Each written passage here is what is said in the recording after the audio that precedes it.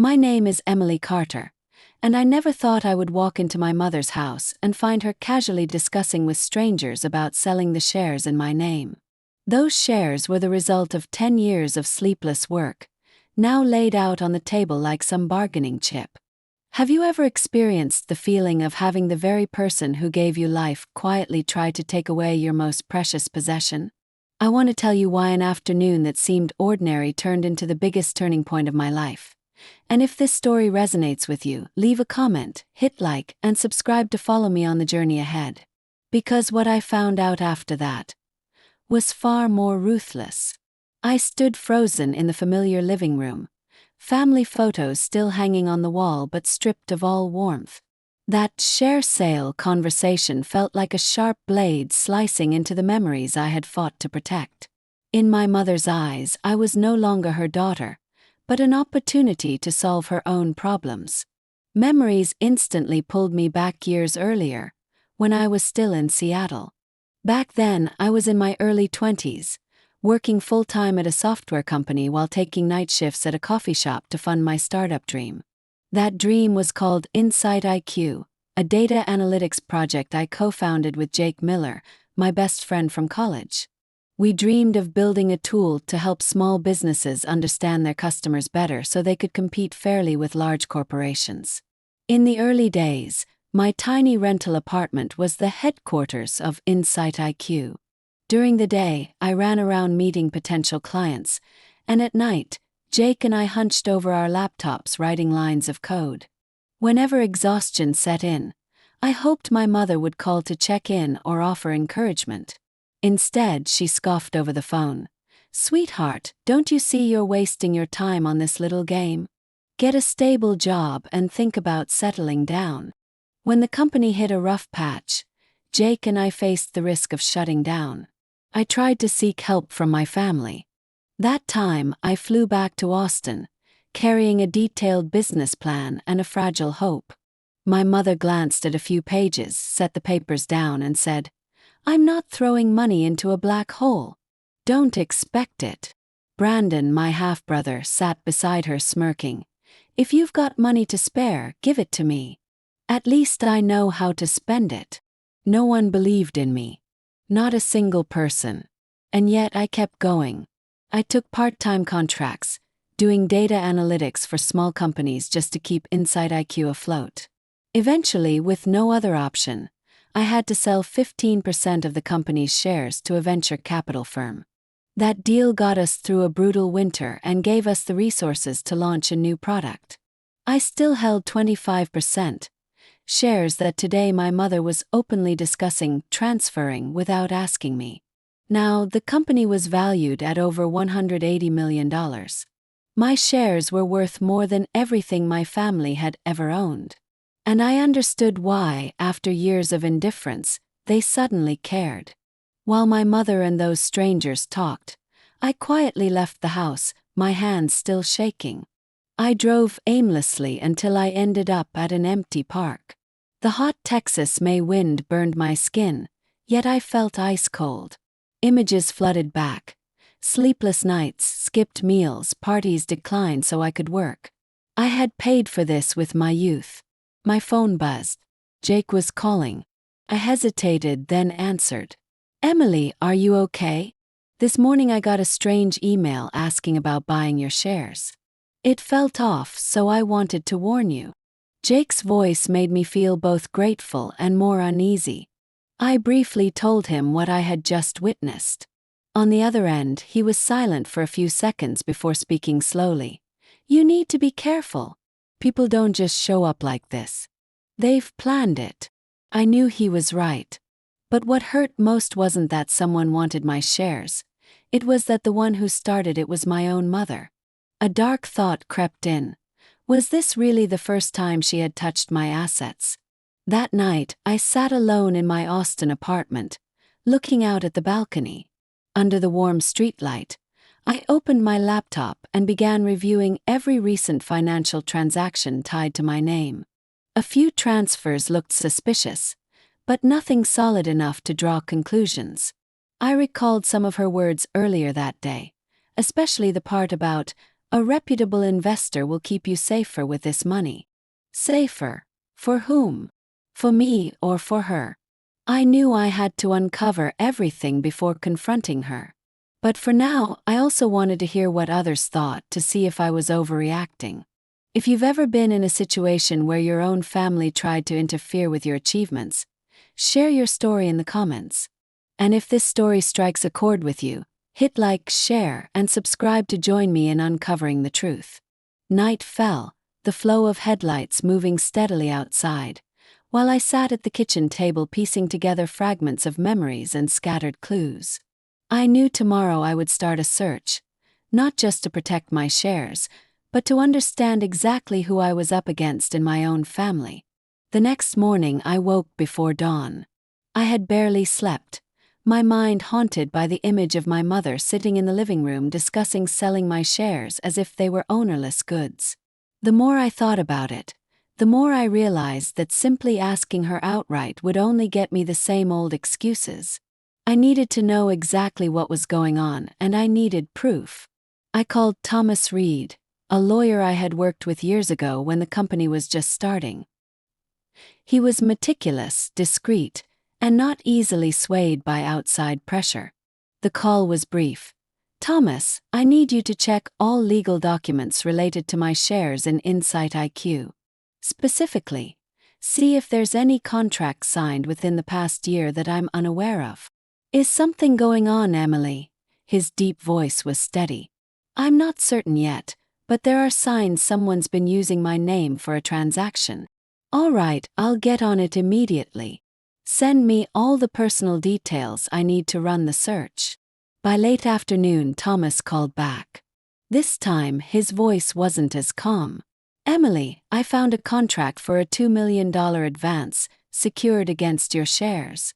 The signature looks exactly like yours, but I know when someone's forged it." I felt my heart drop. $2 million. No small amount, secured by 10 years of my work. I pressed him. "Who's listed as receiving the money?" "Legally, it's you. But the lending intermediary is an individual, not a bank. His name is James Holloway." The name meant nothing to me, but when Thomas sent a copy of the contract to my email, I nearly froze. Under guarantor was the signature of Linda Carter, my mother. And beneath it, as a witness, Brandon Carter. I sat still for a long time. It was clear my mother and Brandon were deeply involved. The only question left was, why? I knew Brandon had a history of gambling, but I never thought he'd drag my mother into such a heavy loan, and especially not rope me in without telling me. That evening I met with Charlotte, my closest friend from high school. We sat at our usual coffee shop, the place I always turned to when things felt impossible. Charlotte listened intently as I recounted everything, from Thomas's call to the forged contract. "Emily, you have to act now. They've crossed a line. You can't just let this go." Charlotte's tone was firm. "I know. But if I rush in, they'll deny everything. I need to understand the motive, and I want to see if, when the tables turn, they'll stand by me." "What do you mean?" "I'm going to set up a story that I'm in serious financial trouble and need help. I want to see how they react when I'm the one who needs them, instead of the other way around." Charlotte stared at me, her eyes a mix of worry and doubt. "It sounds like a test. But, Emily, it could also hurt you even more." "I know. But you understand I've spent my whole life helping them. Not once have they ever had to help me back. If now, even believing I'm at rock bottom, they still turn their backs, I'll know exactly what I have to do." We planned it carefully. I would say that an important joint project of mine had suddenly been cancelled, leading to a major loss. I needed $50,000 to keep my office lease and pay my employees for the next 2 months. The amount was big enough to create pressure, but not too unrealistic considering the financial means of the people I planned to test. I went home, took out a new notebook, and wrote down the list of people I would approach. My mother, Brandon, Aunt Marjorie, Uncle Fred, and a few cousins on my mother's side. These were all people who had received my help at different points in the past. Before going to bed, I stared at that list for a long time. Part of me still hoped they would surprise me, proving I had been wrong about them. But another part was ready to face the truth, no matter how cruel it might be. The next morning, I started with the easiest person to approach, Aunt Marjorie. She lived in a small town about a 2-hour drive from Austin, and was the only relative who had ever sent me a little money when I started my business, even though she wasn't well off back then. When I told her the story, she didn't interrupt, just looked at me with deep concern. "Oh dear, Emily, how did it come to this? I don't have much, but let me check my savings account. Maybe I can help with part of it." Her words caught in my throat. I knew she didn't have much money, yet she was still willing to share. I gently declined, saying I would think about it and contact her later, then left with a feeling that was both warm and heavy. That afternoon I called Brandon. He picked up after several rings, sounding distracted. "What's going on?" I told him about my trouble, ending with a request for help. Brandon chuckled. "I don't have a dime to spare, but if you want to sell some shares at a discount, I know someone who'll buy right away." Kept my voice calm. "Thanks, I'll think about it." But inside, his answer only deepened my suspicion that he was looking for any opportunity to get my shares into someone else's hands. The call to my mother happened later that evening. I made sure to sound tired, adding a few coughs to make it more convincing. "Mom, I need your help. My big project just got cancelled, and I need $50,000 to keep my office and pay my staff. If I can't, I'll lose everything." There was a pause on the other end, then she said, "Oh, Emily, times are hard right now. I'm still worried about Brandon's loan. Why don't you sell some of your shares? I'll help you find a buyer." I answered softly, "I understand. Thank you, Mom." But when I hung up, my hands clenched so tightly my knuckles turned white. Everything was becoming clearer. There were still a few more people on the list, but after only 3 interactions, I was already seeing the true outlines of the picture. And I knew I would have to dig deeper, even if the final truth was hard to swallow. If you've ever found yourself suspecting that a family member might have forged your signature to make million-dollar transactions, share your thoughts. And don't forget to like, share, and subscribe so we can keep uncovering the hidden layers behind this story. I spent the next week approaching each person on my list. My goal wasn't just to hear their answers, but to watch their eyes, their gestures, to see how they reacted when I was the one reaching out for help. The next person I went to was Uncle Fred, my father's younger brother. He lived in the suburbs of Dallas, owned a large auto repair shop, and had a steady income. I hadn't interacted much with him since childhood, but I remembered that a few years ago, he had asked me for advice about customer management software. I had helped him for free and even flown out to train his staff in person. When I called, his voice was deep and raspy, like he was busy. "Emily, it's been a while. What's going on?" I told him my financial trouble, keeping my voice calm but tinged with worry. He was quiet for a moment, then asked, "Do you really need that money right away?" "Yes, just to keep things going for the next 2 months. After that, I can pay it back." He sighed. "I understand, but I'm currently investing in expanding my shop, and all my capital is tied up. I can't help right now. Maybe ask your mom, she might have an easier time getting it." His answer didn't surprise me, but it still left me feeling empty. I realized something. When people know you've been successful, they assume you'll always manage on your own. Their refusal wasn't always from malice. It was often just a habit of indifference. The next day, I met my cousin Sarah, Aunt Heather's daughter. We met at a Southern-style diner, where she picked a table by the window with just enough warm sunlight streaming in. Sarah was always stylish, with soft blonde curls and a faint trace of perfume. After some small talk, I steered the conversation toward my problem. Sarah's eyes widened. "Oh my gosh, I didn't think your work could run into something like this. But $50,000 is a lot. We just bought a new house and are remodeling the kitchen. I don't think we can pull it together in time." She took a sip of coffee, then tilted her head as if offering a solution. "Why don't you talk to a friend of my husband's? He's great at investing. If you sell a portion of your shares, he could help you get out of trouble and even make a profit." I smiled and thanked her, but in my mind a big red flag went up. The more I listened, the more it felt like all roads led to one place: selling my shares. And almost everyone seemed to have a contact ready to buy.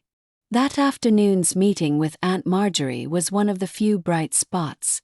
She welcomed me on her porch, her hands trembling slightly with age but her eyes still warm. When she heard my story, she didn't ask many questions, only said, "I don't have that kind of money lying around, but if you need it, I'll withdraw from my retirement fund to help you. Family should be there for each other in tough times." Her words made my throat tighten.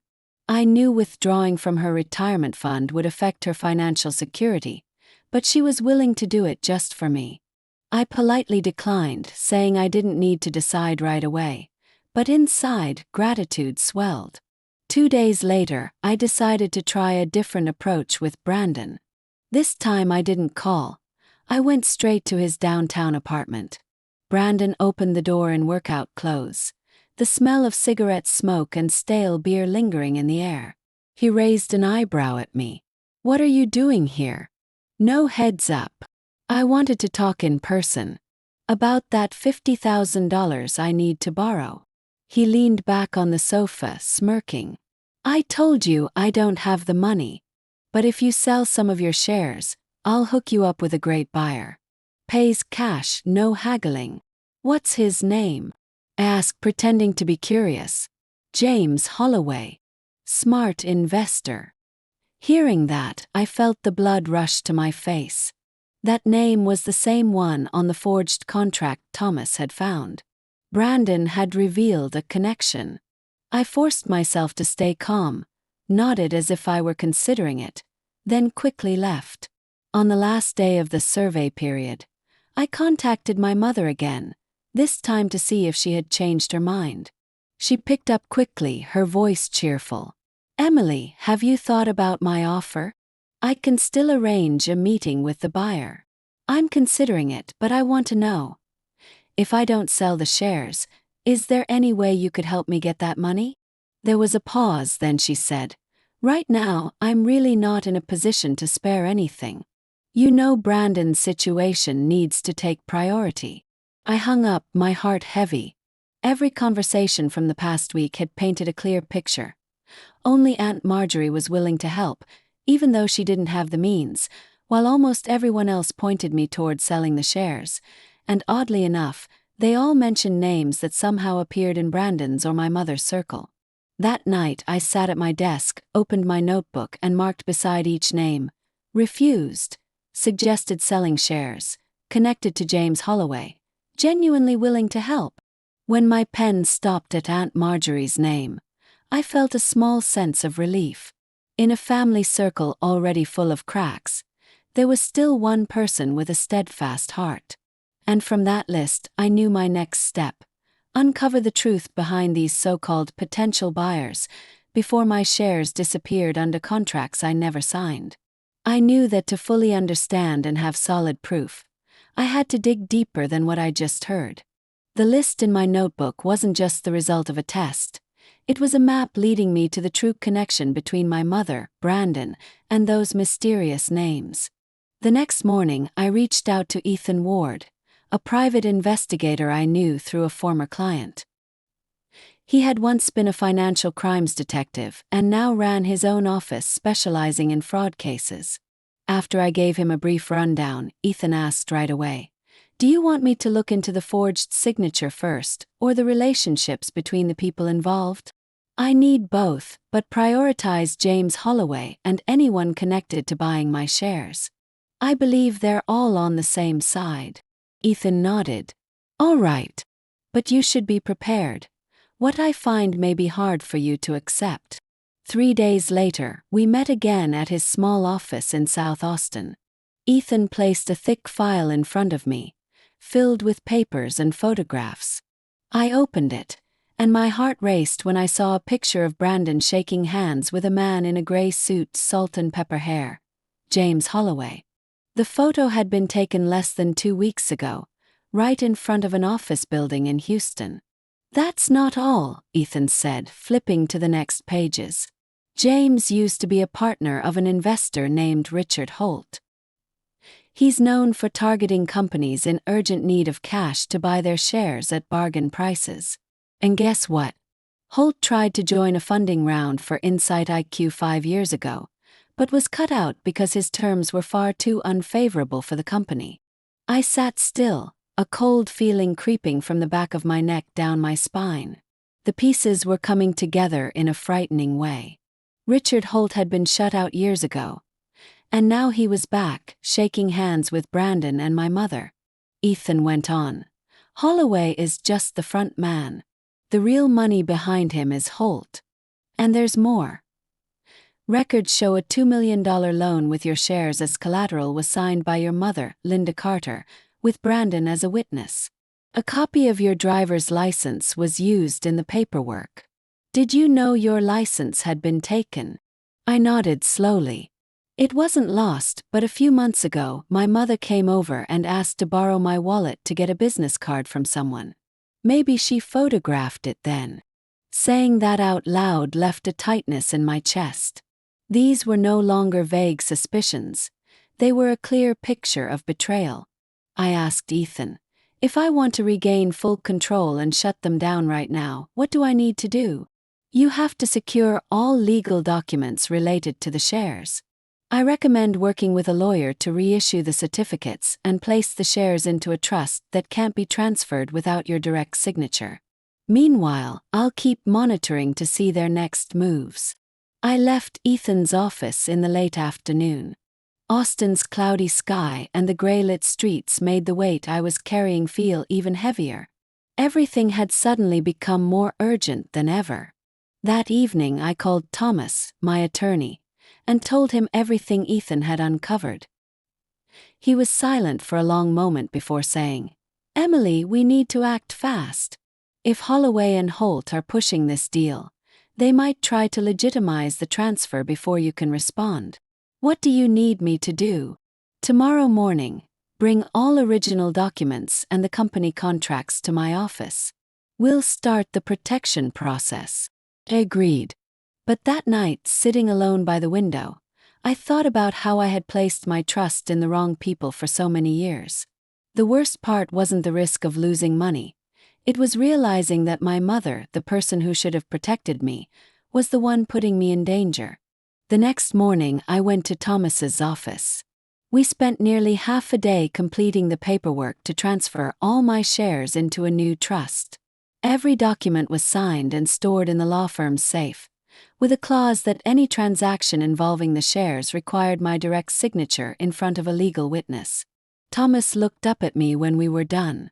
"Legally, they can't do anything now. But you should brace yourself for a strong reaction."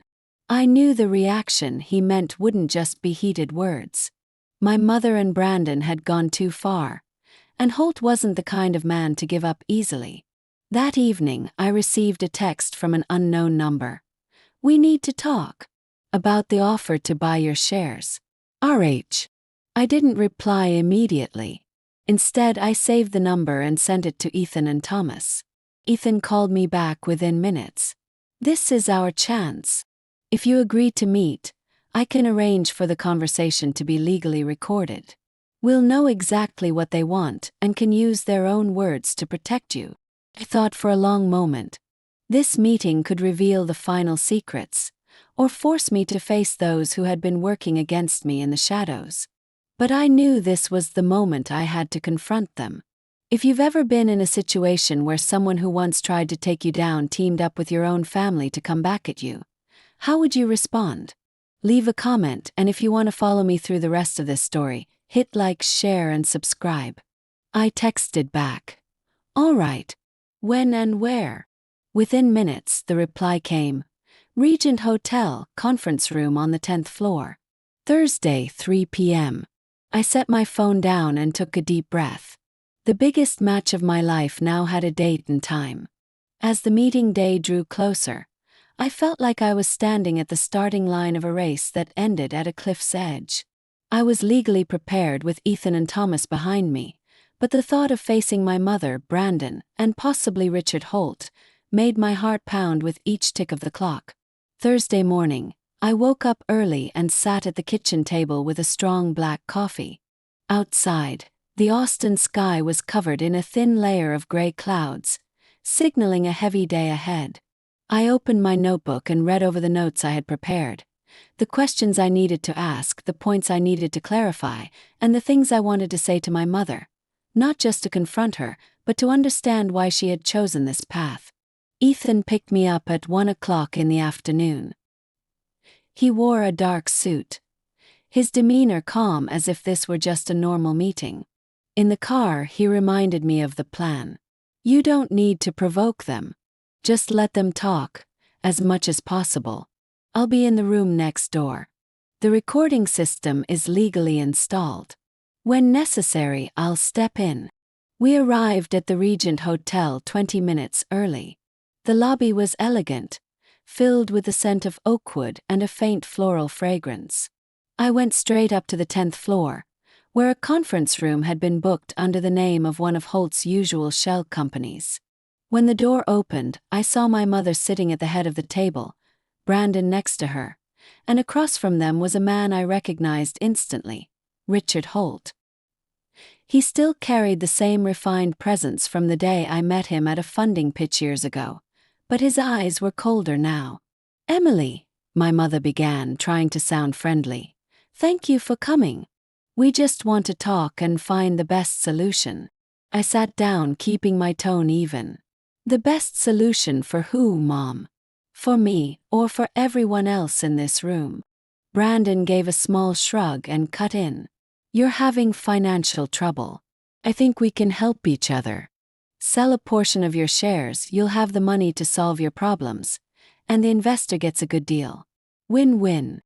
Holt leaned forward, his voice deep and full of confidence. I know the value of your company. I'm offering to buy 15% of your shares for $20 million. The money will be transferred immediately, no strings attached. You'll still have decision-making power on the board. I looked him straight in the eye. Sounds tempting.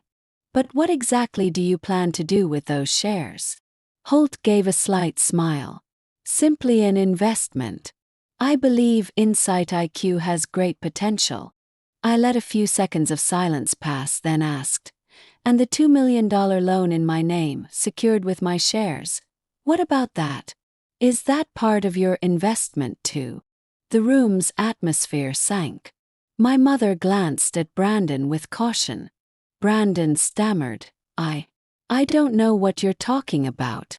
I leaned back in my chair, speaking slowly. I know about Holloway, about Holt, and about the meeting you two had in Houston. I also know who used a copy of my driver's license to sign papers I never saw. So before we continue, I'd like to hear which one of you three will explain first. My mother took a deep breath, placing her hands on the table. Emily, I'm sorry I didn't tell you. I just wanted to help Brandon out of trouble. You have so many shares, I thought selling some wouldn't affect you. Wouldn't affect me. I felt my voice rise. That's 10 years of my life, those sleepless nights keeping the company alive. And you call selling it without asking me, not affecting me? Brandon jumped in, irritation in his voice. You always make everything a big deal. Or family. Your money is family money. No, Brandon. My money is my sweat, my youth. No one has the right to decide for me. Holt stayed silent, but his eyes tracked every reaction. Finally he stood and spoke briefly. If you're not interested, I'll walk away.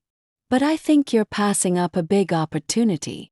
I met his gaze firmly. Holt left, leaving my mother and Brandon behind.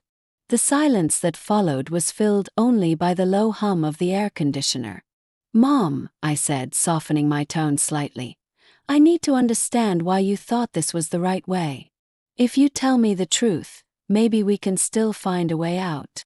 She looked down at the table, her shoulders trembling slightly. "I was afraid of losing everything. Brandon owes money to people he shouldn't.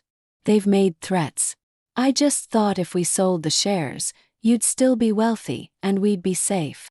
That confession made me feel both pity and a sharp awareness of the danger they dragged me into.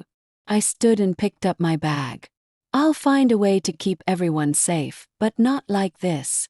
From now on, anything involving my shares will be decided by me." I walked out of the room, my heart pounding but my mind clearer than ever. I knew this was only the beginning of what I needed to do to protect myself, and to end the cycle my mother and Brandon had pulled me into. Leaving the Regent that day, I didn't go straight home. I drove aimlessly through a few streets, letting their words, glances, and silences replay in my head. It all felt like a slow-motion film, each scene a small stab. Even though I had been prepared, the feeling of being dragged into a pit by my own family still made me both furious and breathless with sadness. When I finally arrived home, I saw Ethan waiting at the door. He leaned against his car, arms crossed, nodding when he saw me get out. "You did well," he said. "Today's conversation was enough to expose their intentions, and we have the recording for every word." "But it's not enough to stop them," I replied, unlocking the door. "Holt won't give up over one failed meeting. I suspect he'll try another way, and next time it could be more discreet." We sat at the kitchen table. Ethan took out a thin folder and slid it toward me. "Thomas and I talked. It's time to lock all your ownership rights into a top-tier protective trust. Every transaction will require your signature and notarized approval. No exceptions." I opened the folder and skimmed through the clauses. Everything was airtight, leaving no room for tricks like the one they had just tried. That afternoon, I went to Thomas's office to sign all the necessary documents. We also created an internal company agreement. Any share transaction from any source involving me would be rejected unless confirmed by my email and digital signature on the system. That alone felt like I had built a solid wall around the most important asset of my life. But I knew the wall was only for defense. I had to be proactive if I wanted this to end for good. That evening I called Charlotte over. She brought 2 iced coffees, set them on the table, and flopped onto the couch. "I heard from Ethan," Charlotte began. "But what are you planning to do next?" "I want to set a trap. If Holt still wants the shares, he'll find another way. I'm going to leak false information that I'm willing to sell 10% to fund a new project." Charlotte frowned. "That's risky, Emily. Are you sure you can control everything?" "I'll take control," I replied firmly. "This time, I want them to expose every connection and method they've used to reach me." The next day, I asked a friend in the startup community to accidentally mention to a few contacts that I was looking for investors for a new data project, potentially separate from Insight IQ. The news spread faster than I expected. In less than 48 hours, I received an email from an unfamiliar financial brokerage, offering to introduce potential partners with experience in the tech sector. Ethan traced it back and discovered that this brokerage had previously worked indirectly for Holloway. Everything was moving in the right direction. I agreed to meet but requested that the meeting be held in a public place and that they provide a list of attendees in advance. On the day of the meeting, I arrived with Ethan posing as my legal advisor. The brokerage representative, a woman named Karen in her early 40s, dressed sharply, greeted us with a friendly smile but watchful eyes. "We understand you're seeking funding," Karen began. "We have a group of interested investors, including someone who was very impressed with Insight IQ." I asked directly, "Is that person Richard Holt?" Karen hesitated for a moment but quickly regained her composure. "I can't disclose names until we have a signed non-disclosure agreement." Ethan stepped in, his voice calm but resolute. "We'll consider it, but only if everything is transparent from the start. The meeting ended quickly. Just a few hours later, Ethan informed me that Karen had called Holloway and mentioned that I was ready to negotiate. That information reached Brandon and my mother that very evening. This confirmed yet again that they were still in frequent contact and coordinating with Holt. I knew the next step would be a much bigger confrontation, and this time I had to be the one controlling the entire course of events. I wanted them to believe they had won, only to have undeniable evidence placed in front of them for everyone to see. If you've ever had to face people who seem to have given up but were quietly finding ways to come back, you know that mix of vigilance and determination. And if you want to know how I'd turn the trap into evidence, stay with me because the next part is where everything is laid bare. That morning, I woke with an unusual sense of calm, as if all the anxiety of the past days had settled into pure focus. The trap Ethan and I had set was beginning to close, and today was the day I would pull the final string. The meeting was arranged in a private conference room at a luxury hotel in downtown Austin. I had chosen the location intentionally. It was discreet enough for them to feel safe, but public enough to keep anyone from trying anything reckless. I arrived nearly 30 minutes early. Ethan and Thomas were already there, reviewing all the documents. On the table sat a thick, black-covered packet. Inside was the preliminary agreement I had asked Thomas to draft. On the surface, it looked like a share sale contract, but in reality, it documented the entire transaction along with a clause stating that the signatory acknowledged all prior actions and arrangements, including forging my signature and using my identification. Once they sign, it all becomes evidence, Thomas said, pushing his glasses up. Ethan will record everything from multiple angles. Just keep them in the room long enough for it to play out. He nodded. My heart was pounding, but my voice was steady. Today this game ends. Right on time the door opened. My mother entered first, wearing a dark dress, her face composed but tense.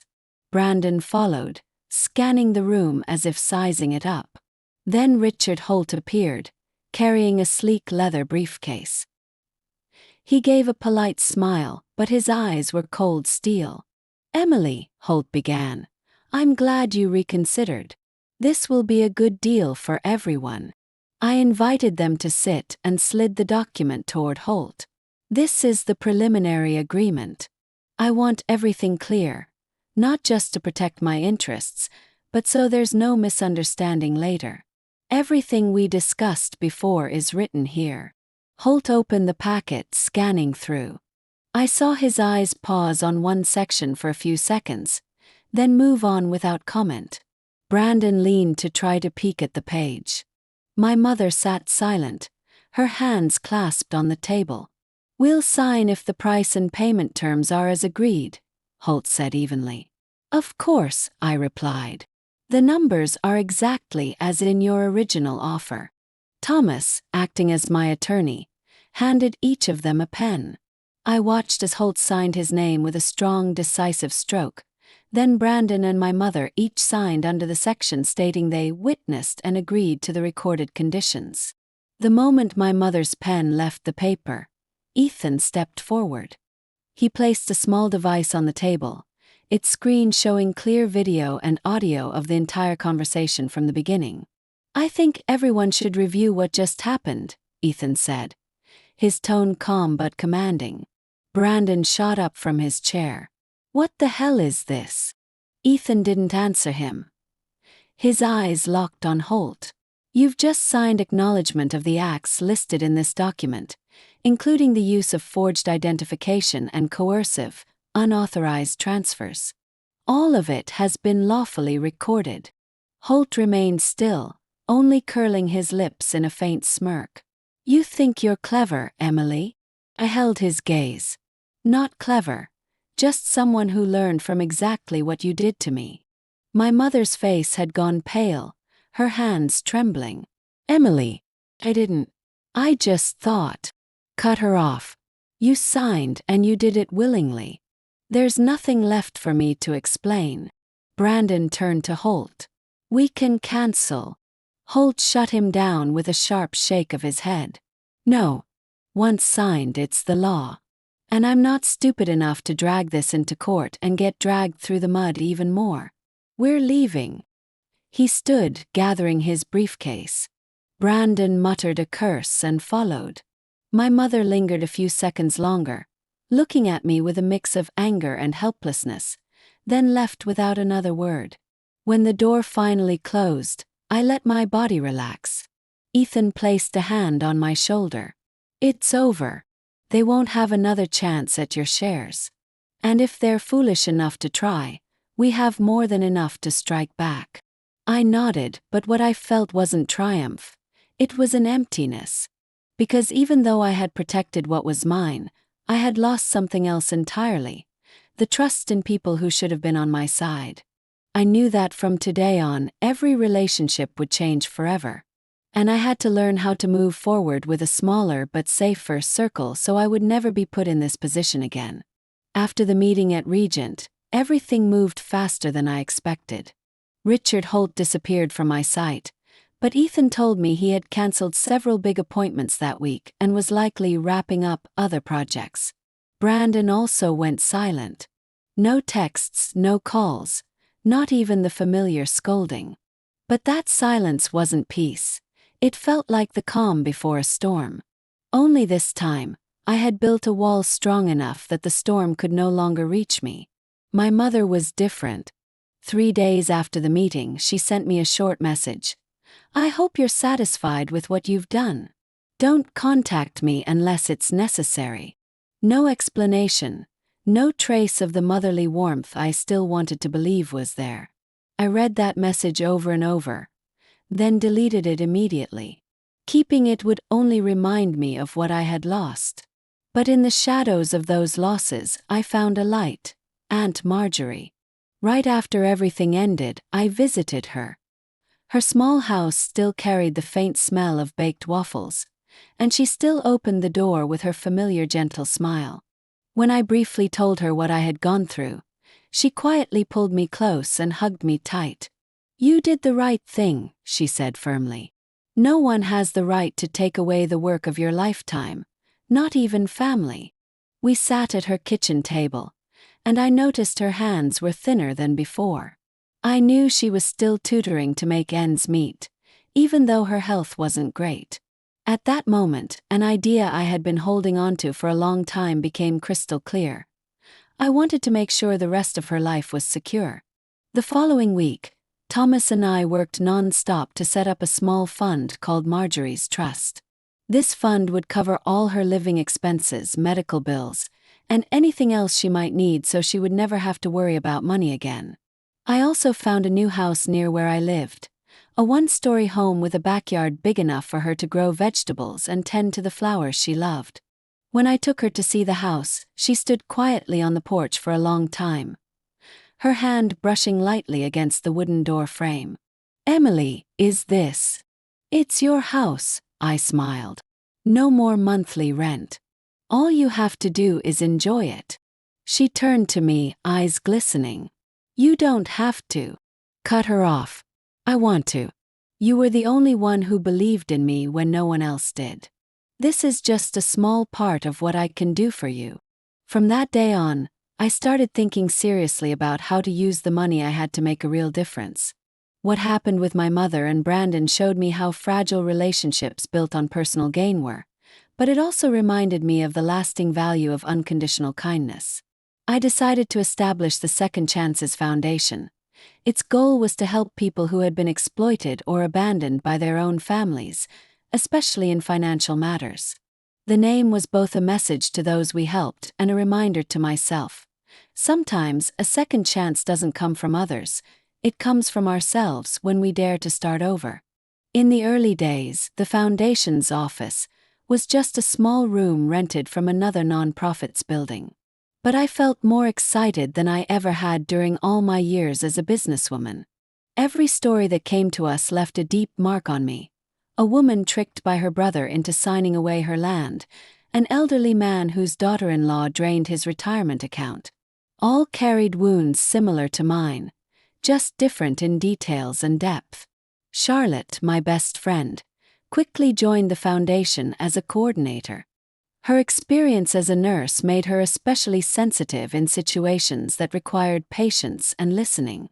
Once, when we met with a 70-year-old woman whose son had taken all her savings, Charlotte spent the whole afternoon talking with her, helping her fill out legal paperwork while making her a warm cup of tea. When I watched Charlotte and Aunt Marjorie arranging flower pots together in the foundation's yard on an autumn afternoon, I felt a peace I hadn't felt in years. It wasn't the peace of a life without trouble. It was the peace of knowing you're moving in the right direction. Of course, the past sometimes tried to creep back in. A few months later, I got a call from an unknown number. Brandon's hesitant voice came through. "Emily, I'm in a bit of trouble. I cut him off, my voice soft but firm. "I hope you'll be okay, but I can't help. I think you understand why." Sometimes saying no is the only way to protect yourself, and I no longer felt guilty for doing it. I also heard Holt was being investigated for a string of shady deals, and Holloway had vanished from the financial world. The people who once kept me up at night were now out of the game, at least in my life. Whenever I had free time, I would go to Aunt Marjorie's for dinner. She still made the chicken and vegetable stew I'd loved since I was a kid, and we would spend hours just talking about everyday things. One evening, she placed her hand over mine and said softly, "You know, Emily, sometimes losing part of your family opens the door to finding another one. Not by blood, but closer than that." I smiled, realizing she was right. Family doesn't have to be defined by blood. Sometimes it's the people who stay when everyone else leaves. And in that moment I felt lighter. The past no longer haunted me. I had chosen my own path, a narrower one, but surrounded by people I trusted and respected. And that, to me, was worth more than any amount of money. A year after everything ended, my life looked completely different. No more sleepless nights fearing I'd be swindled out of my shares. No more unexpected calls from people who only came around when they needed money. My small house in the suburbs of Austin was now filled with morning light. The garden Aunt Marjorie had given me blooming with purple lavender and golden chrysanthemums. The Second Chances Foundation had grown beyond anything I had expected. We expanded from one tiny office to 3 branches across the state, helping hundreds of cases each year. Each new story reminded me why I started, and why I could never turn my back on those who were floundering the way I once had. One crisp autumn afternoon, I accepted an invitation to speak at a seminar on personal financial management and preventing family exploitation. On stage, I told my story without skipping over the painful parts. I talked about betrayal, about how the people closest to us can hurt us the most, and about finding the strength to stand up again. When I finished, the room was silent for a few seconds before breaking into long applause. Afterward, a middle-aged woman came up to me. She held my hand tightly, her voice trembling. "I thought I was the only one who went through this. Hearing you, I feel like I can go on." I squeezed her hand gently. "You're not alone. And you deserve a fresh start." Moments like that made me realize the most valuable thing I gained from all of it wasn't money. It was the ability to turn pain into something that could help others. Aunt Marjorie was still someone I saw at least twice a week. She had fully settled into her new home, growing vegetables and keeping a few hens for fresh eggs. Her health had improved now that she no longer faced financial stress. One evening, as we sat on her porch and the breeze carried the faint scent of hay, she said, "You've come a long way, Emily. I can see it in your eyes. They're different now. No more confusion, only certainty." Smiled. "Maybe because now I know who truly belongs in my circle." Of course, not everything was peaceful. My mother still kept her distance. A few times she sent short birthday cards, with no extra explanation. I didn't reach out, but I also no longer carried resentment. I had accepted that some relationships can only exist at a certain distance, and that this was the best thing for both of us. Brandon was different. I heard he had moved to another state and started a new job. Once, through an acquaintance, I learned he had quit gambling. I didn't know if it was true, but I wanted to believe it, because no matter what, he was still part of a past I once loved. One early winter day, I sat alone in the foundation's office, looking out at the street. Golden leaves drifted slowly past the window. I thought about my journey, from the young woman tirelessly building a company, trusting her family completely, to the woman who understood that true value doesn't come from giving unconditionally, but from knowing how to give to the right people at the right time. Life had taught me a costly lesson. Strength isn't about never being hurt, but about looking straight at the wound and turning it into new skin, thicker and stronger. I had lost part of my family, but I had found myself again. And that became the foundation to build a new family. A family of people who valued, kept their word, and stood by each other when the storms came. Late in the afternoon, Charlotte walked in carrying 2 cups of hot coffee. She set one in front of me and smiled. "Good news today. An anonymous businessperson just donated $100,000 to the foundation." I was surprised. "Who?" Charlotte shrugged. "They don't want to reveal their name. They just said your story inspired them." I stayed silent, warmth spreading through my chest. Maybe when we live true to our values, good things will find us, even when we least expect them. The last sunlight of the day streamed through the window, casting long shadows across the wooden floor. I took a sip of coffee, tasting the bitterness mixed with a touch of sweetness. Just like the journey I had taken. Not always pleasant, but enough to make me appreciate every peaceful moment I have today. I know everyone who hears this story will have their own feelings. Some may think I was too firm. Others may believe it was the only way to keep my self-respect and protect the work I had built. As for me, after everything, I've learned one thing deeply. Sometimes family isn't always the safest place, but that doesn't mean we have to lose ourselves because of it. I truly want to hear your thoughts. If you were in my place, would you stay silent and accept it or stand up and make a change? Share your opinion in the comments. Your story might be the strength someone else needs. And if you want to keep walking with me through emotional stories, honest slices of family life filled with love, hurt, and even forgiveness, hit that follow button so you won't miss the next episodes. I believe that somewhere in these stories, you will find a part of yourself.